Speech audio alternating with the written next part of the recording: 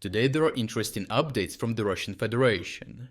Here Ukraine continued its own version of sanctions by successfully hitting Russia's main Central Asian gas pipeline.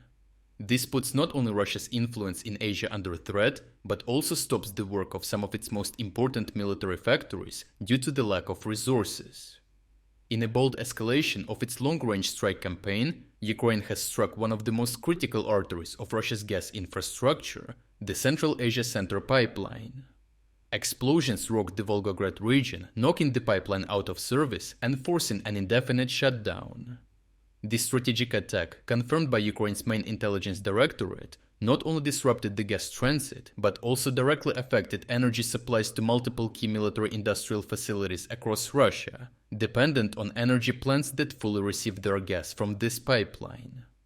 Among those impacted are the Demikhovsky Machine-Building Plant, MiG Aircraft Corporation, and the Magnum-K ammunition factory, central players in Russia's war machine.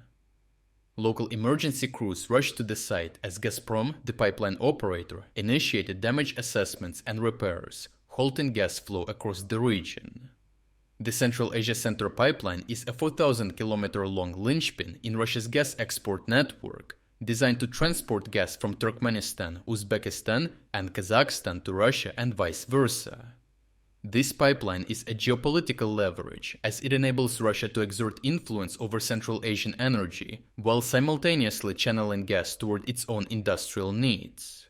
It is an important tool to keep the energy networks of Russia and the Central Asian countries interlinked and interdependent.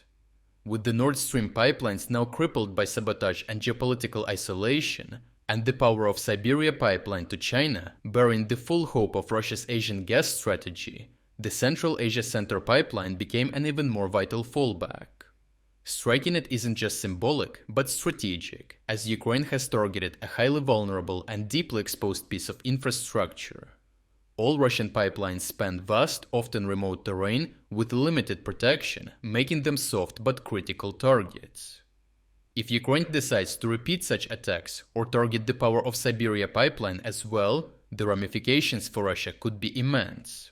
Constant disruption of the lines due to the easy repetition of the strikes would undermine Russia's ability to pivot away from lost European markets, weaken its hold on Central Asian energy dependencies, and slash billions from its energy revenue. Repeated strikes could also create logistical nightmares, reduce supply reliability, and destroy investor confidence, key levers in Russia's geopolitical influence. As a result, Moscow would be hard-pressed to maintain energy flows even for domestic needs, let alone sustain the illusion of dominance in the global energy market. The pressure is already prompting signs of panic in the Russian government. Reports suggest Russia may be considering a limited air ceasefire by halting drone and missile strikes in hopes of reducing the tempo of Ukrainian retaliation. The last month alone has seen several dozen successful Ukrainian drone strikes on Russian oil refineries and depots, air defense systems, railway logistics, and factories deep in Russian territory. With drones hitting Sochi, Ryazan, Samara, and now a strategic gas pipeline, Russia's rear is on fire, both literally and figuratively. A temporary air truce would give Moscow the breathing room it desperately needs to regroup and reinforce, but few in Ukraine are ready to fall for this trap. Ukrainian officials and analysts understand such a ceasefire would only pause Russia's terror campaign, giving it time to replenish stockpiles and come back later to strike even harder. It's a tactical ploy, and Ukraine has no reason to trust it. Overall, the attack on the Central Asia Center pipeline marks a turning point in Ukraine's long-range strategy.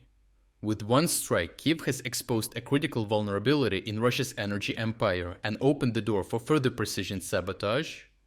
As Western sanctions grind on slowly and often without immediate impact, Ukraine is delivering its own version, swift, targeted, and devastatingly effective. Each drone strike against energy and military infrastructure does more than destroy machinery, it shatters the myth of Russian invulnerability. If Ukraine continues on this path, it may not only cripple Russia's battlefield logistics, but also bring its broader war economy to a breaking point.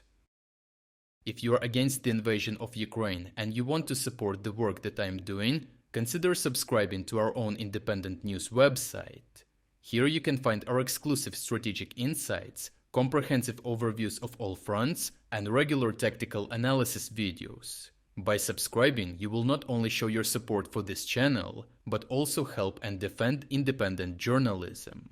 The link to our website is in the description. Thank you for watching this report, and I appreciate everyone who stepped up to join us.